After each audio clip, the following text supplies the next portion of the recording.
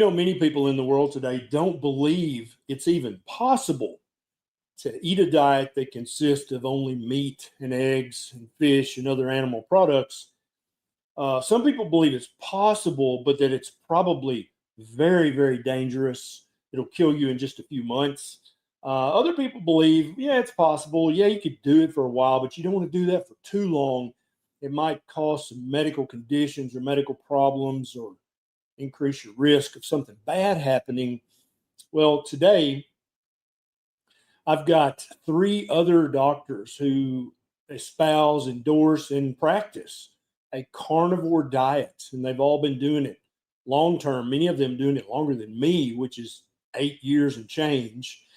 And I think that if you are a carnivore curious or currently on a carnivore diet, or you have a friend who's like, well, I would try that carnivore, but I'm afraid my heart will explode, then this might be the conversation that you want to tag them in or send them a link for. You're all welcome to share this on your favorite social media. I'm going to be joined today by Dr. Shawn Baker, by Dr. Robert Kiltz, and by Dr. Anthony Chaffee. And I think the 4 of us talk about a carnivore diet probably more than any other doctors on YouTube or other social media. And so we've all been doing this for many years. We all are very familiar with it. We've all answered thousands of questions about a carnivore diet and is it healthy or not. And so I'm going to bring these other doctors up. Here is Dr. Shawn Baker. Welcome, Dr. Baker. Ken, thanks for having me here. Appreciate it. Yeah, good topic. Always a pleasure, my friend. And here's Dr. Robert Kiltz. Hello, gentlemen. Welcome. Thanks for having me here. Oh, man, it's so great to have you guys. And Dr. Chaffee's father is sick and in the hospital, and so he is going to be joining us, but it may be a few minutes. So welcome, gentlemen. Glad to have you. Now, for everybody watching, I want you to know that this is going to be kind of like a roundtable discussion. We're going to talk about topics in the carnivore diet that people in the carnivore community are excited about, worried about, talking about. We're going to dispel some carnivore myths. We're going to bring some new carnivore information to light. And later in this video, we got a very special surprise for you. We've got either a 2-minute or a 3-minute clip from the upcoming documentary called Animal, which is about the carnivore diet that all 4 of us appear in. And we've got Josh, the director. He's going to set up that 2 or 3-minute clip. It's a good chunk of the film. And so if you've been anxious to watch Animal, the documentary about the carnivore diet, definitely stick with us and hang out with us and listen to this conversation, because we're going to be showing a good clip of that later in this video. Dr. Baker, how's it going in your corner of the carnivore world? It is going well. As you mentioned, I've been doing this for a very long time, and I have had the great fortune to witness thousands and thousands of transformations of people regaining their health and getting their lives back. And, just doing what, all of us as physicians set out to do was to actually heal people and not just chronically medicate them. So, yeah, it's been quite good. And I only see this thing continuing to expand and grow as it's hard to keep good things down. And so very, very nice. And you know as well as I do that the carnivore diet has come to prominence multiple times over the centuries, right? But I think now we've got this magic tool that none of the other doctors who've rediscovered this over and over through the decades and the centuries, we've got social media. And I think you're exactly right. Dr. Robert Kiltz, fertility specialist in New York. How's everything going in your part of the carnivore world? Everything is rosy and red, like red meat, not roses, by the way. It's going wonderful. I mean, we're really seeing such amazing changes to so many people suffering from polycystic ovarian syndrome, endometriosis. I've even seen uterine fibroids shrink, but certainly seeing so many couples improve their sperm, eggs, embryos, and conceive naturally when just nothing's been happening for so long. And, the remarkable healing we're seeing, and ultimately our foundation is our children. And we've seen such a reduction in reproduction for so long. And now hopefully we'll see more and more people sort of say, hey man, I'm going to jump on this and try it out where I don't need shots, pills, surgeries, nor IVF. If I had heard you say that 9 or 10 years ago, when I was first experimenting with ketogenic diet, trying that, losing weight, reversing prediabetes, I would have thought you were psychotic, because back then I thought a low carb diet, very low carb, even carnivore, it's a weight loss hack, right? But I had been so miseducated and undereducated about human physiology and human nutrition that if you had said to me, oh, if you eat a high-fat carnivore diet, that will increase a woman's fertility rate, that will increase a man's sperm motility and sperm health, I would have thought, what? Everybody knows plants are magic. What are you talking about? I want to talk to each of you guys. When did it first occur to you, you know what? Carnivore is more than just a weight loss diet. It's more than just a whatever diet. This is affecting human physiology at the bedrock level. Dr. Baker, what was the thing? What was your epiphany? Like, whoa, this is more than just weight loss. Yeah, I think the first time I noticed that, it's not just about weight loss was when I was still practicing orthopedics full time, and I would put my patients on, low carbon ketogenic diets at the time. And Yep.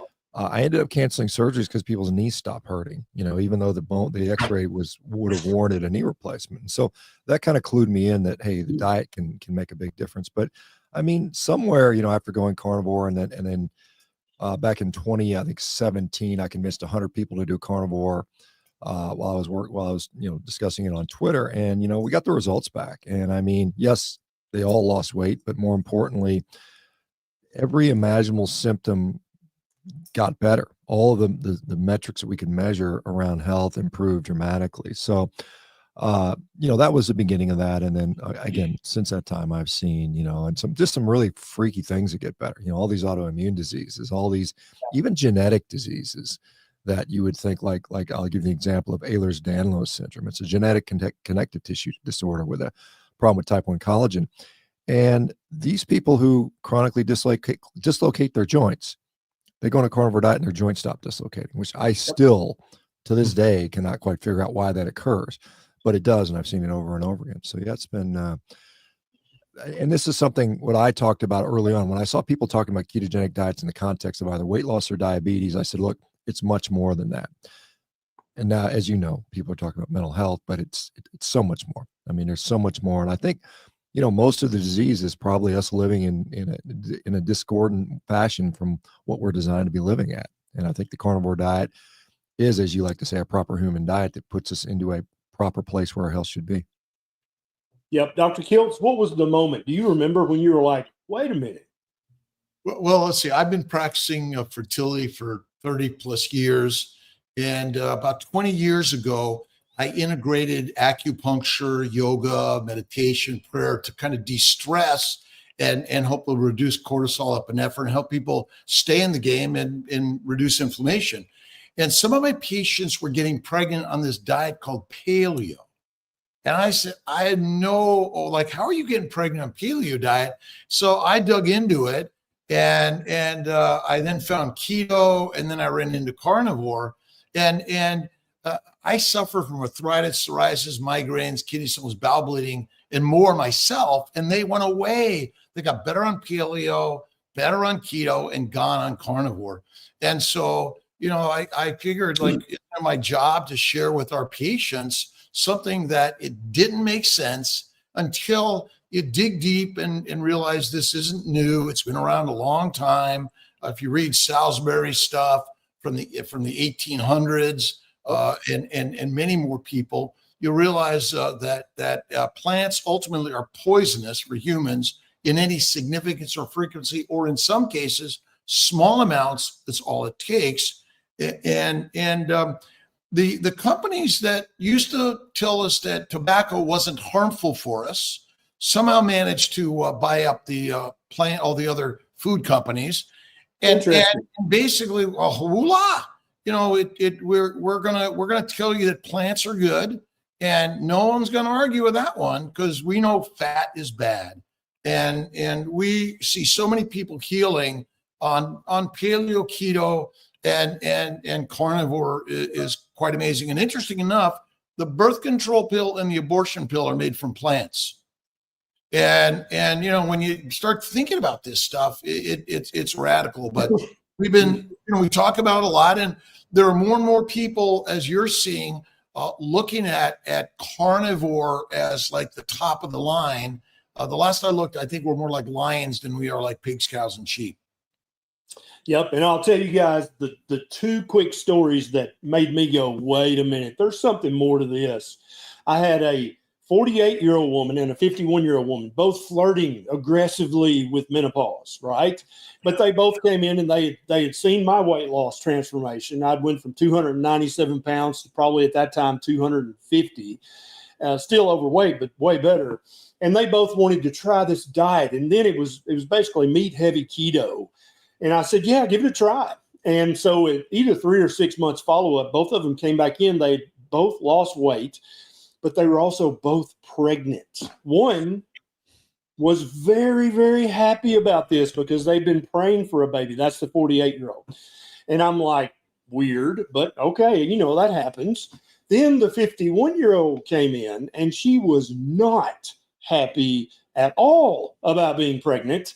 And I was on her shit list for quite a few months, and because my diet had made her get pregnant. And that's when I was like, this is reaching deep in physiology. That's weird. And then I had a guy, and I used to be an x-ray tech before med school. And so I had x-rays in my office. I would shoot x-rays every day. And I had x-rayed this guy. He weighed about 450 pounds. And I put him on just beef, butter, bacon, and eggs. I said, 0 carb. Let's see how much, because he was scheduled for knee replacement. And he's a preacher. We're still friends on Facebook to this day. And he came back in, and he was walking with 2 canes when I saw him, one in each hand. He came back in, and he was so heavy, guys, he had to go to the co-op and weigh on the feed scale. He could not weigh in any doctor's office. That's how heavy he was. So we're guessing 450 because that's as high as my scale went up. He comes back in either 3 months or 6 months, he had lost 80, 90 pounds. Wow. And he was walking with 1 cane. And he said, you know, my knee still bothers me a little, but this other one doesn't hurt at all. He was scheduled for bilateral. He said, I called the surgeon and canceled that. Do you think that's wise? Is that smart? And I'm like, well, yeah, if it's not hurting you, then don't. And so the next time I saw him, 6 months later, he's walking with no canes. And this is still documented on the Berry Clinic Facebook page. If you scroll back enough years, you can see him. I videoed him walking up the hall with no canes, and it had been years since he had walked with a cane. And I know for a fact that his knees were bone on bone because I had x-rayed them in my office. It was not just a self-reporting bone on bone. It was at those 3 moments I was like, there's way more to this than weight loss. Now, everybody watching, I'd love it if you tell me in the comments what Carnivore's done for you.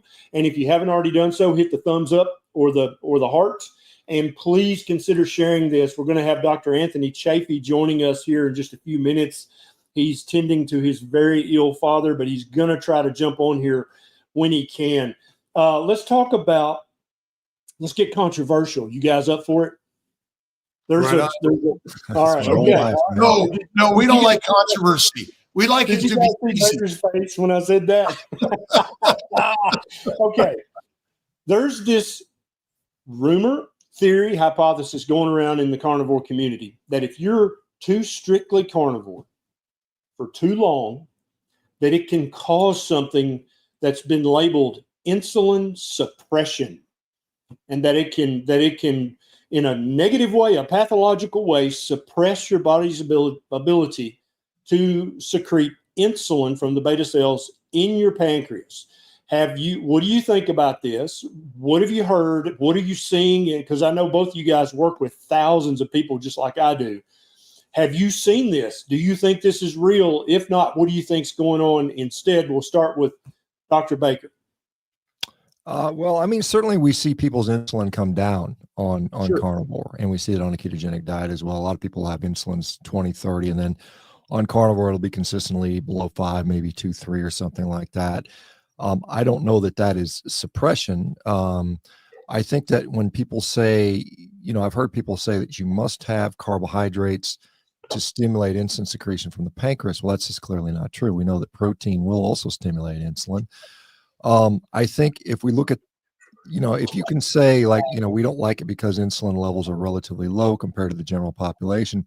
But when we think about what would be the consequence of insulin suppression, you would see a type 1 diabetes, basically. I mean, you would see, the person would become emaciated. And I just don't really see that to any significant degree. So any clinical, sort of supposition from insulin suppression would tend to have someone towards type 1 diabetes. It's not to say that, no one could develop diabetes, autoimmune diabetes or something, because those things, we know those things occur in older, particularly in older populations. Yes. So I, like I said, I don't know. And I think Ben Bickman has mentioned this as well in a very nice way. It says that a lot of people, their insulin was low, and the assumption is their insulin is not suppressed, but they're very highly insulin resistant due to adaptive, glucose sparing, whatever you want to what you have. But if you give those patients insulin, their glucose will drop like a rock. I mean, they're still very sensitive to that hormone. It's just that Sure. not a lot of it needs to be secreted and is secreted. And so you would, what I would say is, what are the clinical outcomes? Because I saw, I think it was Rob Sivas talking about, he had a patient that was, didn't have high insulin, and he made the supposition it was insulin suppression, but the guy was doing fine. He was lean, he was muscular, he wasn't wasting away. It was just monkeying with the numbers, basically. And I think sometimes we get lost. We lose the forest for the trees, because we're playing with numbers. We don't like these numbers. We're uncomfortable with certain numbers. But then when we actually talk to the patient and say, what's actually going on? How are you doing? How are you feeling? It doesn't match up our preconceived notions. And I think realistically, we have to realize that carnivore physiology is probably different than carb-based physiology. And even if you look at carnivorous animals and you start looking at their blood glucose and their insulin parameters, it looks like a carnivorous human, which, not surprisingly, that makes sense. So I'm not that concerned about that, quite honestly. Now we have Dr. Anthony Chaffee, who's just been able to join us. His father's ill, so we obviously will forgive his tardiness. And Anthony, welcome. Your father's in our prayers. I hope everything's going okay. Would you like to give us your opinion about, is insulin suppression a real thing if you stay too strictly carnivore for too long? Well, thank you very much for that, first of all. Not in my experience. I mean, it doesn't line up with our evolutionary history, with the what we observe in native populations like the Inuit, who are largely, if not exclusively, carnivorous by choice and also by circumstance. You're up in the North Pole, there really isn't anything else to eat. Now, people can say, well, they're eating fresh meat and there's glycogen. There's not actually all that much glycogen, and does it break down and it gets into lactate? You can hold down all that down that rabbit hole, but really what we're saying is we're eating the same thing, right? And so we're eating meat, and it has a certain amount of glycogen, it has a certain amount of other nutrients, and it has the physiological effects that it has.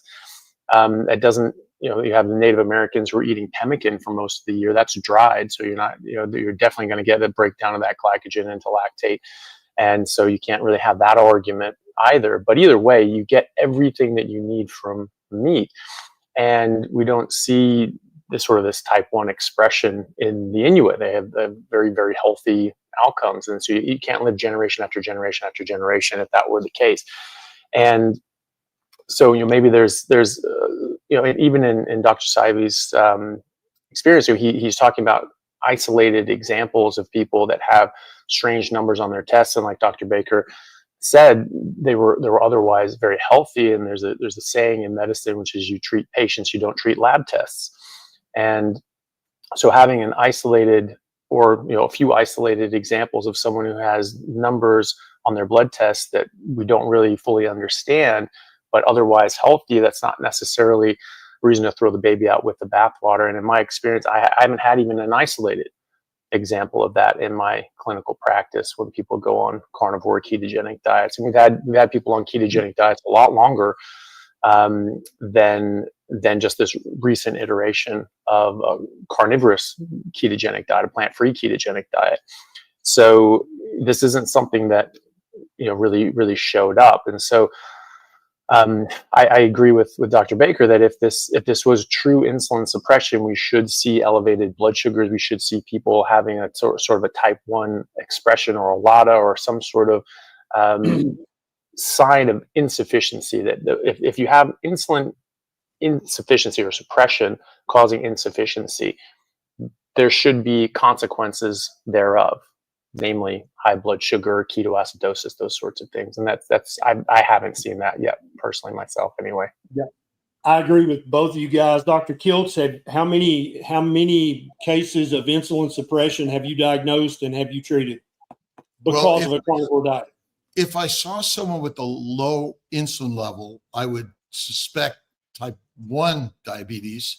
And I haven't seen anyone on a carnivore diet, although I've measured my insulin levels and glucose on a fast, and it's been less than 2 on a 3 to 5 day fast. And my glucose levels are between 45 and 55, asymptomatic and doing normal function.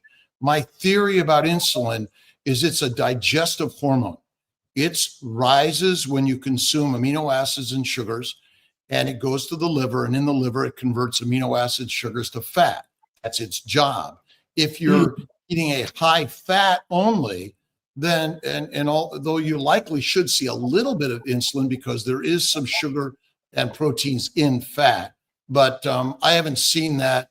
And I suspect that, carnivore is the healthiest thing you could do, and it should be a fatty meat carnivore. And I enjoy fasting because you really get lower glucose, lower insulin levels, and you feel fantastic. So, yeah, I totally agree. I think we all agree on that. Now, you brought up that when you eat anything, your insulin elevates, and so there's another thing that I've heard in the carnivore community, that there's a subset that's now recommending a lower fat carnivore diet, because if you eat too much fat, that can cause an insulin spike, which can slow down weight loss or fat metabolism, fat loss. I'll just go first and say first of all, that's not how human physiology works. You have a very small elevation in insulin when you eat fat. You have a much higher elevation when you eat protein, and then you have the insulin spike when you eat carbohydrates. Have any of you guys, and we'll go in alphabetical order, Baker, Chaffee, Kiltz, have you guys, does this make any physiological sense to you? Do you recommend a lower fat carnivore diet to anybody, anytime? And there may be exceptions to this, but we'll go with Dr. Baker first. Yeah, I mean, just to your point on insulin and fats, fat stimulating insulin secretion. There was a recent cadaveric study looking at, they found recently deceased people, and they kept the beta cells alive, and they tested them against fat, protein, and carbs. They did find that in about 9% of the cadavers, fat actually was quite potent at stimulating insulin. So I think there is a small set of population out there of people where they do get an insulin response due to fat. So it's not completely zero. Having said that, a carnivore diet is always going to be a high fat diet. Now, there are degrees of fatness, you might say. So some people will really thrive on very high ketogenic ratios. Other people, sort of thrive with maybe 60% of their calories coming from fat. That's similar to what I often do. So a ribeye steak, for instance, reasonably marble, is going to get you about 65% of your calories coming from fat. That is still a very high fat diet, but it is a lower fat carnivore diet. So that may be some of the misconception there. Going to like protein sparing modified fast levels is not consistent with, a carnivore diet. Certainly you can use it, and people can use that to lose weight, and people do from time to time. It's not sustainable. You're going to be dealing with hunger a lot, and it's not something that like we said, there are all kinds of weight loss hacks for quick weight loss: sugar diet, carnivore diet, fat fasting, dry fasting, wet fasting, all kinds of things. But I mean, I think at the end of the day, you have to figure out something that's going to work for you over the long term. And if you're doing a carb reduced or, essentially carb free diet, then you need adequate fat. And that's going to be, like I said, 1-to-1, 2-to-1, 1.5-to-1, somewhere in that range is probably going to be appropriate for almost all people. Yeah. Dr. Chaffee, what do you think about this idea? Yeah, so I think that it can certainly be dangerous. Honestly, I think that people can run into serious problems. You know, there's many ways to skin a cat. You know, everybody knows you starve yourself and doing these sorts of things. You can lose weight. That's not really the point. The point is to gain health, and as you improve your health and increase your health, you will also normalize your body habitus and your body composition, and you'll lose fat if you have excess fat. But your weight and your body composition follows your health, and so that's why I always try to make that the most important thing that I prioritize with my patients, is that we're working on your health first, then body composition very distant second. And if you're working out and you're putting on lean body mass and you're losing fat, the scale may not change all that much. So people think that, like, wow, I'm not losing weight even though I feel good. And so you need to be aware of that. And then nowhere on that list, I tell my patients, nowhere on that list is your weight, because your weight does not say anything about your health or your body composition.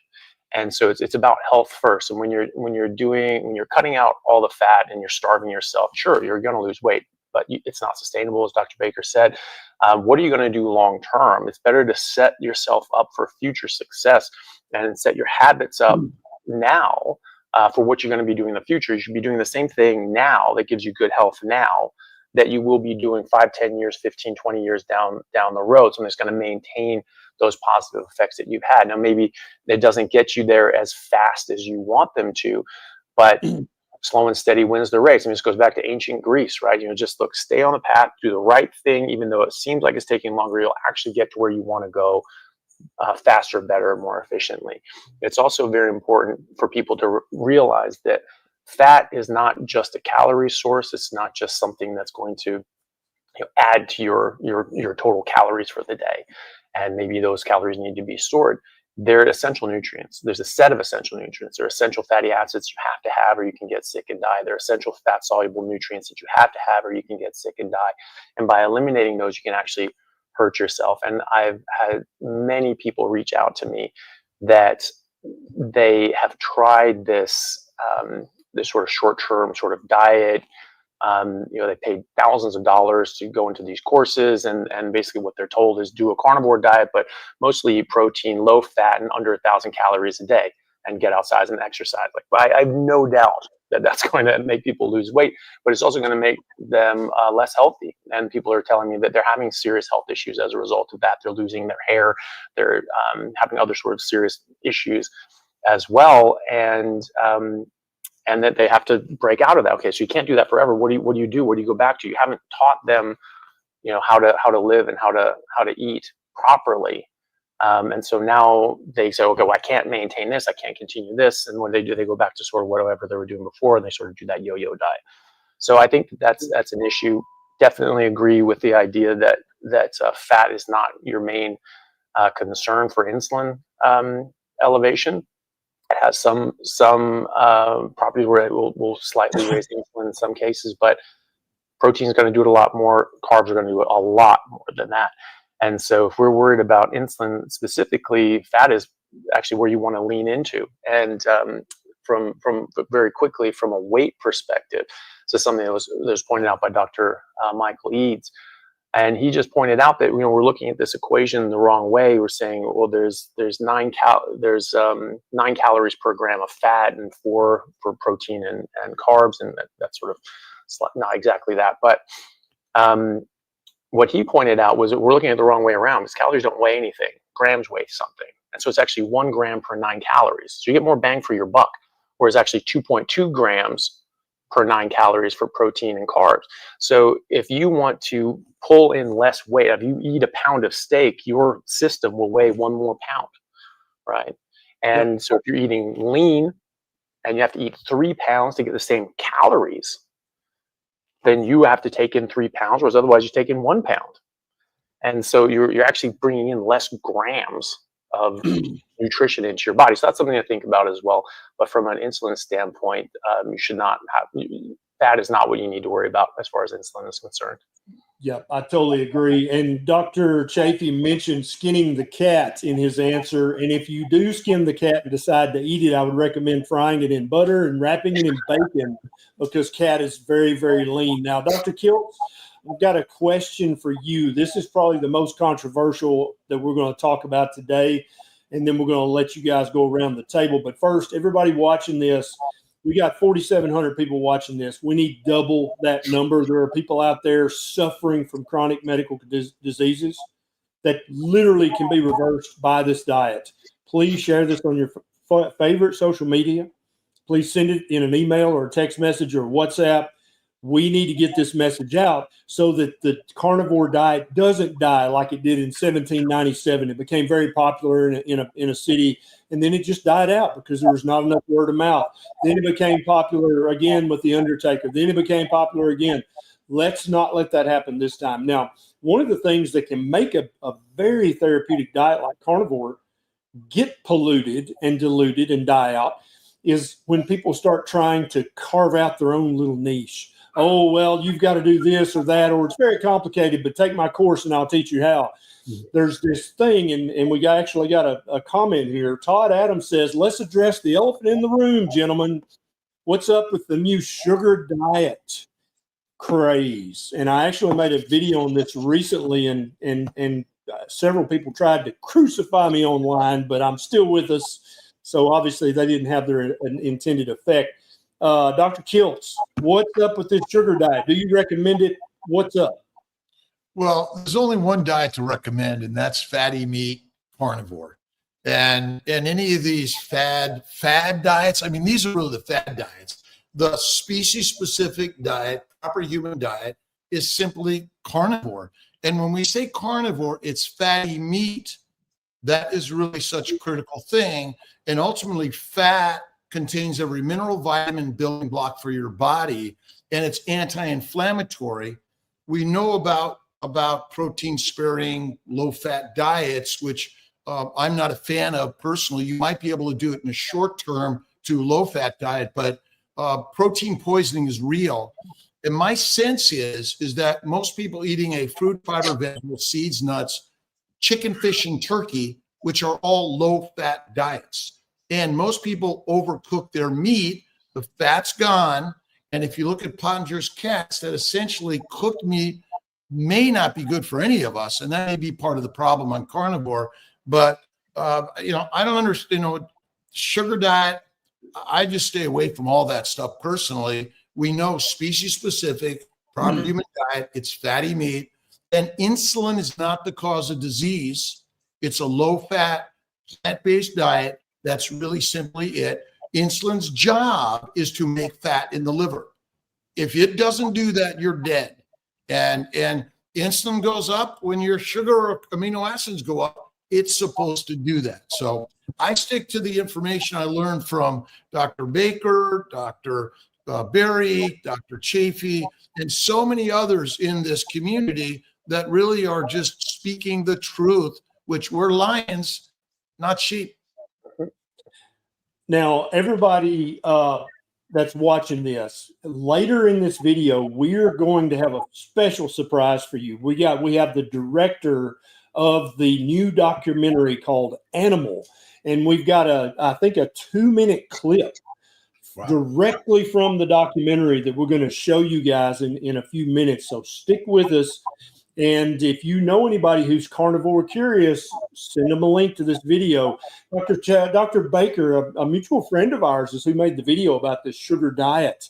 I really, really want your honest comments about this sugar diet craze. Yeah, I actually have got a nice video coming out where I did quote unquote the sugar diet, but I did it without sugar, and I'll explain why. So you guys remember what kwashiorkor is. So that is a protein malnutrition state. We see it when these starving kids in Africa with this, they look like skeletons with bloated bellies.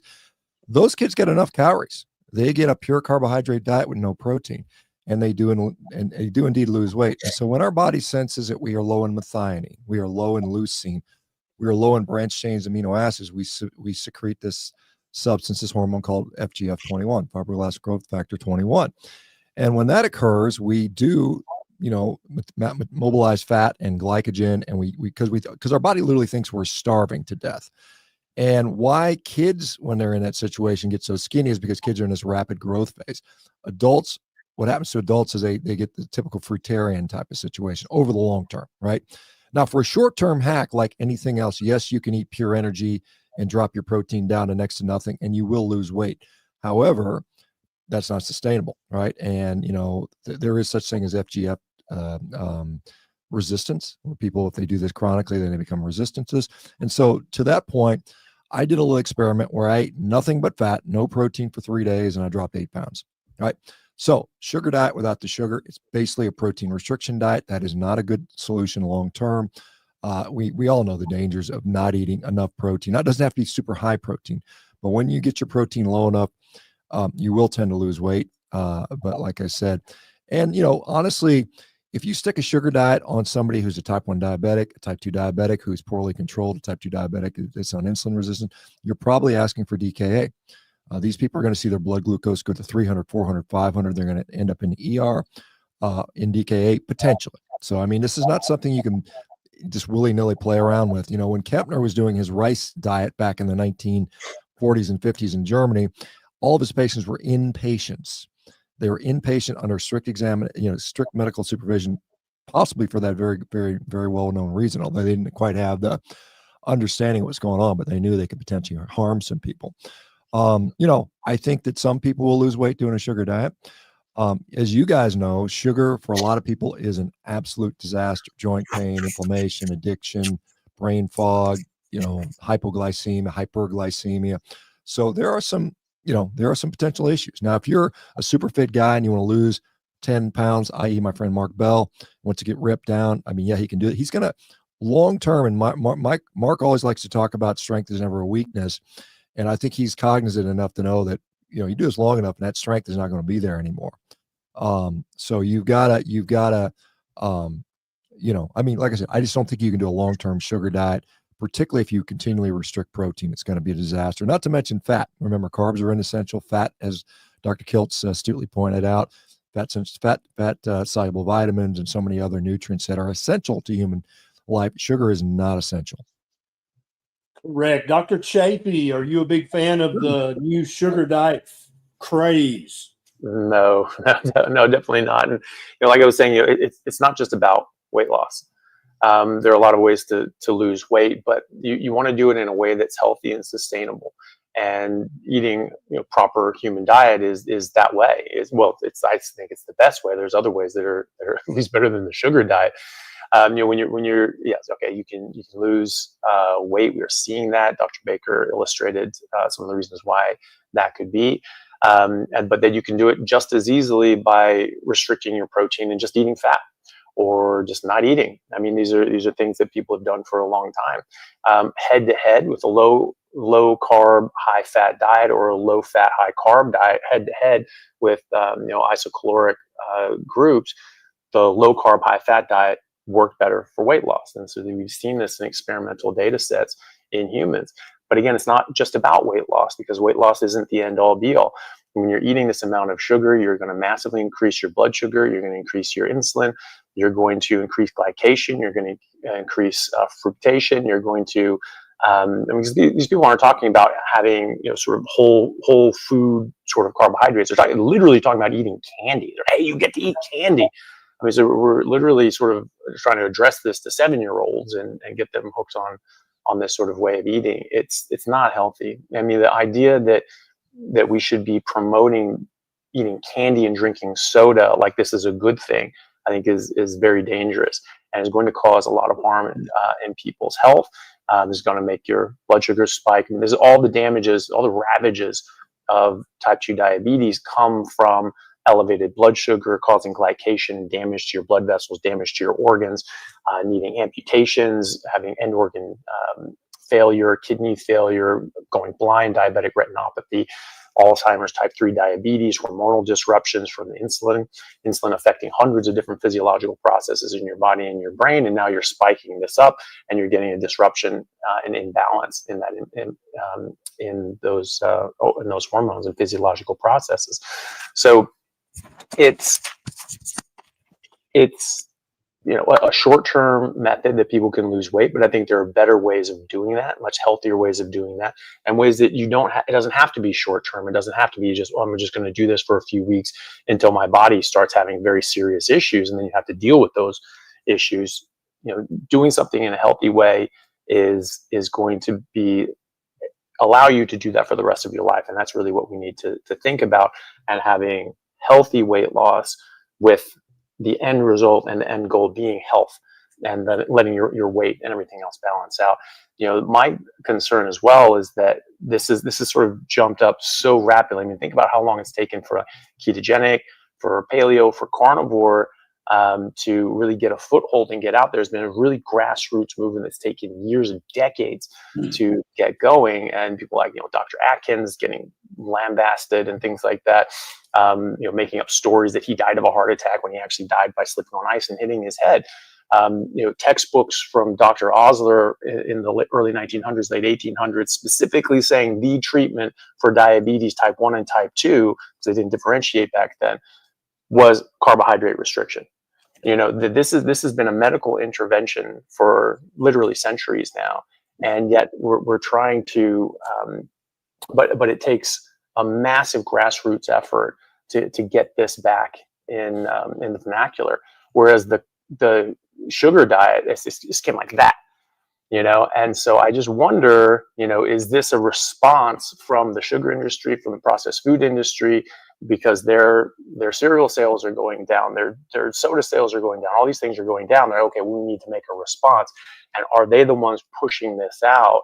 Not to say that Mike is getting paid or anything like that, but I would be very, very suspicious that the origins of the sugar diet was being founded and pushed by these industries. It wouldn't surprise me anyway.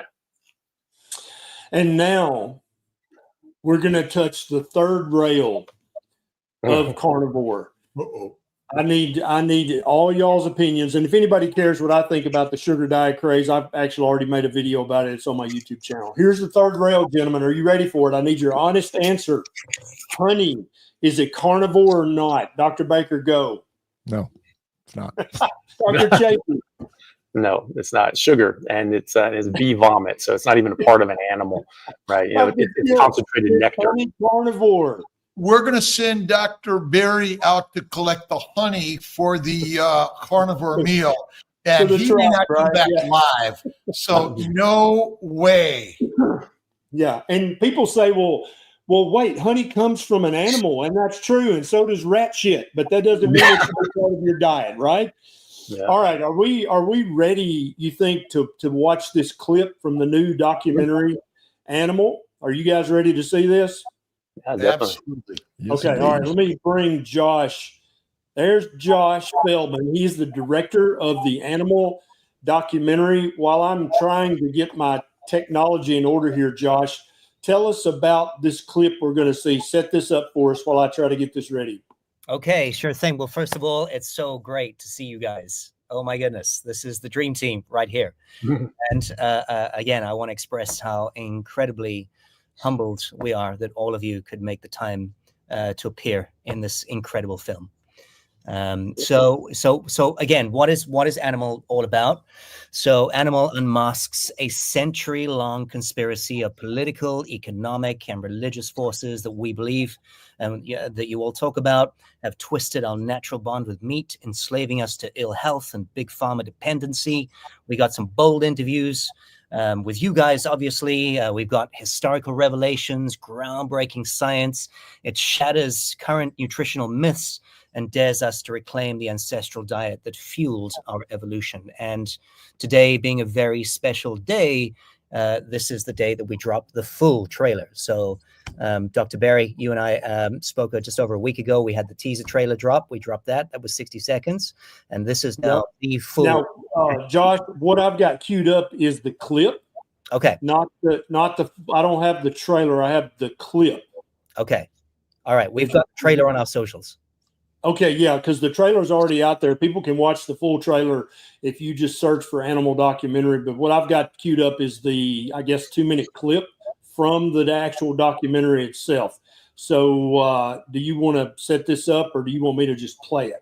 I think we should just play it and talk about it afterwards. All right, love it. Let me share this. Okay, can you guys see that? You see the black screen? I'm going to hit play. Yep. Yep. Okay, here we Then you go. look at other historical populations. The work of Dr. J. Salisbury showed when he was living with the Native Americans in the Great Plains, they were predominantly just eating bison, and they were extremely healthy.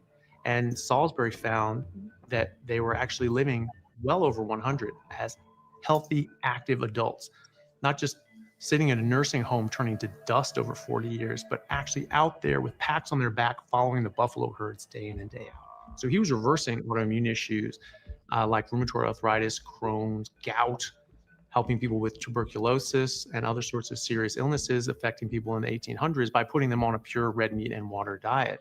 And this was studied for decades after him. And yet now we've had that overshadowed by the propaganda that meat and animal fats are harmful to our health. What if the key to restoring your health lies not in cutting back, but in embracing a more primal approach? What if meat, simple, nutrient-dense, and unprocessed, could be your ultimate reset button, the key to restoring your health? Could it be that by returning to a diet our ancestors thrived on, we're unlocking the health we've been searching for all along? And it sounds a little far-fetched because we all die in our 70s and 80s and we think 90 is amazing. But we know as geneticists that we are genetically designed based on the length of our telomeres on our chromosomes, that we are designed to live about 120 years on average. And so why are we dying in our 70s and 80s or 60s? That's literally middle age. Genetically, we're designed to live 120 years. And if you eat what you're designed to eat, you should live as long as you're designed to live. And that is decades longer than we're living now. And that is proof positive that the things that we're eating are poisoning us, because slow poison is still poison. And if something kills you 40 years early, you're still poisoned.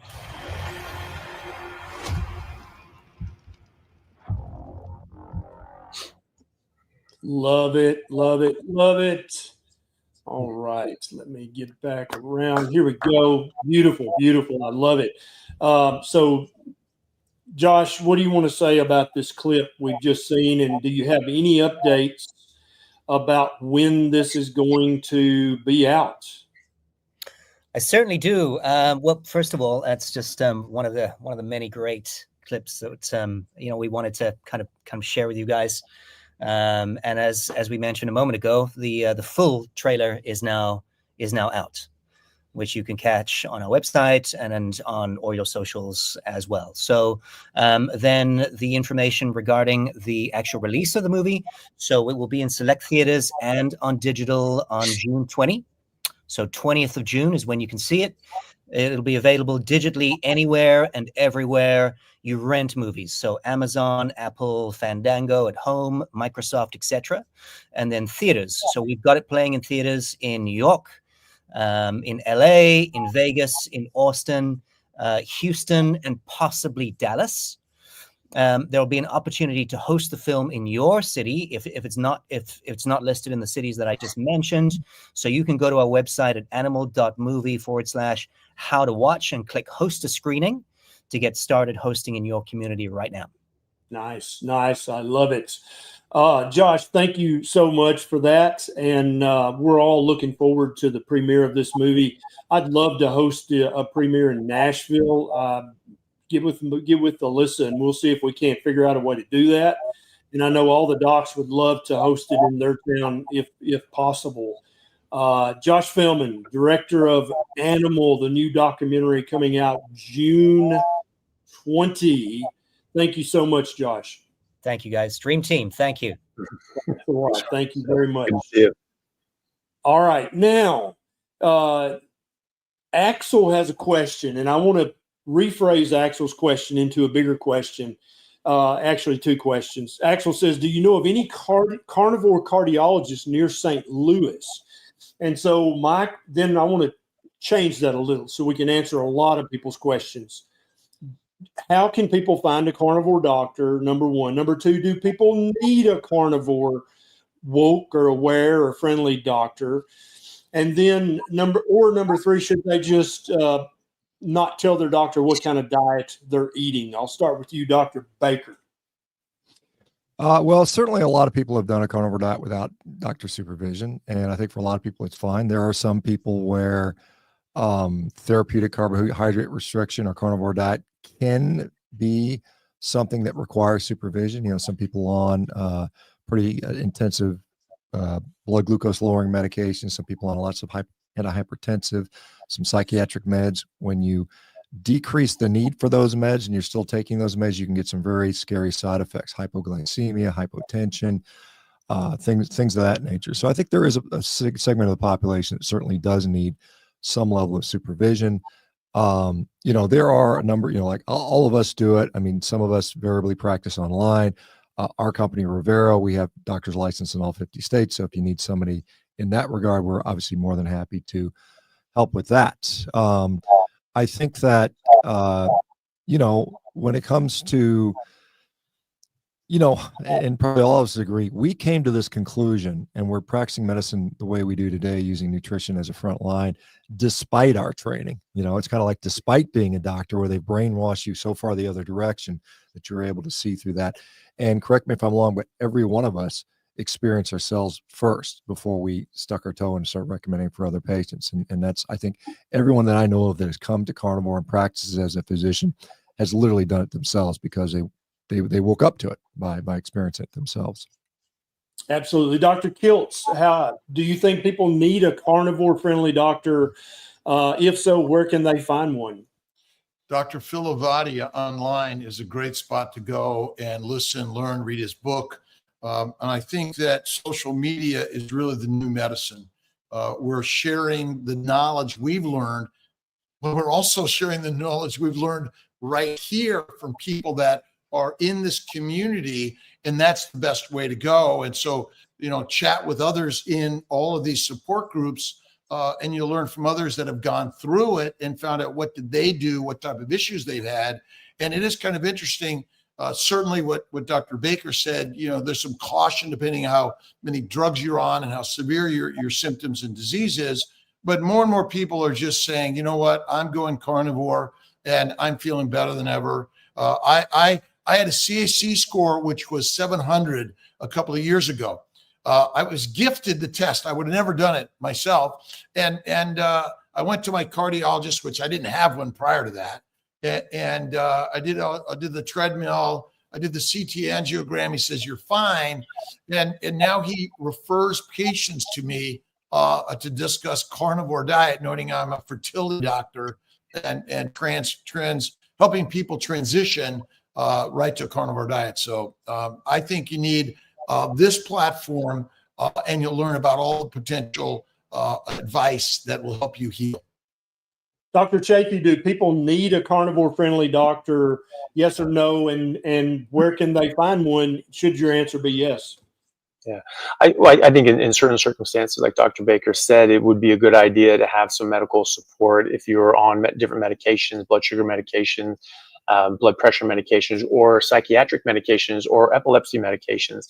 These are things that people have been able to reverse these conditions and maybe not need these medications, or not as much of the medications anymore, but they're very dangerous to sort of play around with yourself. You would need a physician to help you with that, especially deprescribing off of things like anti-epileptics or psychiatric medications. Very, very, very have to be very careful with that. But in general, no, I don't think you need a doctor to lead you and tell you how to do it, or that like, oh, we have to be careful because if you're at this condition and only certain people can. No, everybody can do it, and you can just do it on your own. Just be mindful of the fact that if you have these certain medical conditions, certain medications, you may need help adjusting those dosages.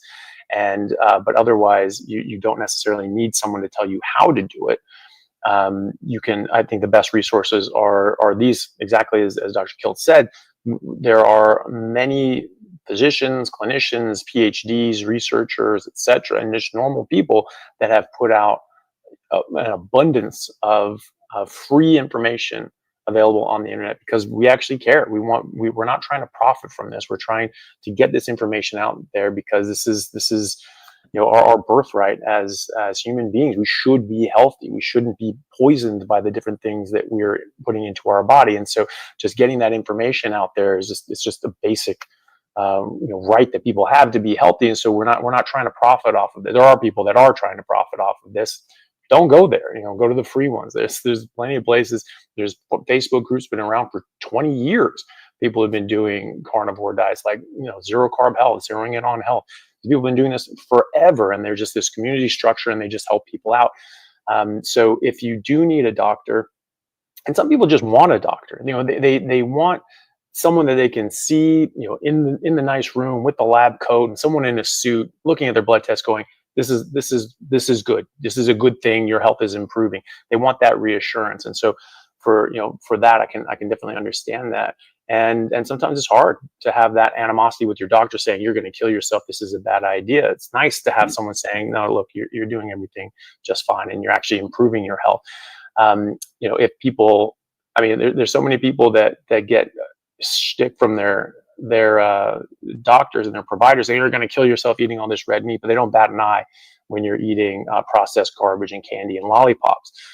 So that's a bit odd as well. And so I don't think you necessarily need to say, hey, by the way, I'm doing a carnivore diet, unless you want to, because everybody eats the way that they do, and it just is what it is. And the doctor sort of deals with, oh, here's a problem, here's a pill. They don't care about your diet. And so you can just say, look, I'm just eating a clean whole foods diet. I'm trying to be as healthy as I can. Typically, they'll just say, great. Yep. Keep doing it. Yep. I think that's a beautiful point, because I'll let everybody watching this in on a little secret. Your doctor does not care about your diet at all. They do not care. The only reason they ask the question is because there's a little box to check on their electronic medical record. So I think, and I'm telling people increasingly, a version of what you just said, Dr. Chaffee.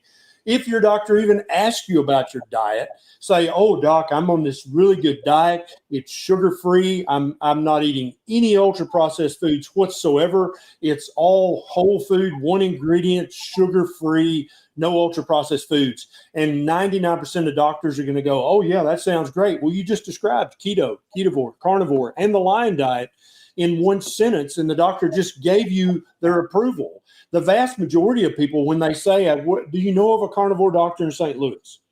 They really just want to be able to ask a question and have a question answered without the doctor judging them or becoming an emotional asshole or firing them from the practice. And what I think people need to understand is you can get that without having a carnivore-friendly doctor in your community. I have a private community with thousands of people who ask me questions, and I answer them. Dr. Baker's got Rivero. I know Dr. Kiltz and Dr. Chaffee both have private groups where if you just want to ask a doctor questions, it doesn't have to be your doctor. You can go to your doctor for refills and lab work, and if you stub your toe, go see your doctor. But if you have questions about keto, ketovore, carnivore, Lion diet, a proper human diet, join my group, join Rivero, join Dr. Kiltz's group, join Dr. Chaffee's group. We'll answer your questions. We don't have to be your legal doctor, but we are doctors. And among the four of us, we've got many, many decades of experience of being doctors for people. And we don't have to be your legal doctor to answer your questions about diet and nutrition. As we wrap up, guys, I want to give each one of you the final word. Dr. Baker, what's the most important thing anybody considering carnivore or currently doing carnivore? They've heard about honey. They've heard about the sugar diet. They've heard about insulin suppression. Let's just simplify this for people. What's your simple message to people, Dr. Baker? Yeah, meat is just the nutrition. And I think that, as Dr. Kiltz will point out, you got to eat enough, and you got to eat enough fat. And, many things will take care of themselves. Don't overthink it. Don't get distracted. Enjoy. You got to enjoy what you eat. You can't be hungry, and you can't not enjoy the food. So if you can't figure out how to make meat taste good, then get some help. Love it. Dr. Kiltz. No one's died of an anaphylactic reaction to a ribeye steak. Basically, meat we're not allergic to it. And if someone says you are, I question it. But I think the rare to raw fatty meat, throw some salt and butter on it. It's all you need. It's the proper human diet, species specific. And if it's the triple BE or the baby's diet, I highly recommend it, because then you won't need us for your healthcare. Dr. Chaffee, final words of wisdom. Yeah, well, I totally agree with that. And I mean, meat gives you the nutrition that you need, but also just remember that other things can cause harm. And so it's also about avoiding those other things. You know, you get the meat, you get the nutrition, and that's really important. But other things can actually damage your health. It's not just about, oh, well, you don't have to eat salad. You don't want to eat salad. Salad's bad. It's bad for you. And that's a very controversial thing to say, but I stand by it. And I think there's strong evidence for that. But just be mindful of that. Just eat meat, fatty meat, until it stops tasting good, and then don't eat no plants or mushrooms, no sugar or any sweeteners, and nothing artificial. And if you apply that as a litmus test to the different sorts of things, it gets pretty easy and pretty straightforward. And as long as you're hungry, meat will taste good, and you will enjoy that. And that should tell you something. And when you eat enough of it, it will stop tasting good, and your body tells you naturally to stop, which again should tell you something about how this actually is our biologically appropriate diet. Yep. And I would only add to what all these fine gentlemen have said, that what they just described to you, a species specific, appropriate, proper human diet, every other animal on planet Earth knows how to do that instinctually. They don't have to take courses or join groups or go see a doctor. They just know, my sheep in the pasture, when they're hungry, they eat grass. When they're full, they stop eating and take a nap or go play. Human beings are designed just like that. Eat the meat when you're hungry, eat the meat till you're full, and then go outside and play. It really is just that simple. Gentlemen, thank you so very much for doing this. Everybody, don't forget, June the 20th, the animal documentary will be live. And as soon as any of us know what platform it's streaming on, we will let you know. Thank you very much, gentlemen. Have a great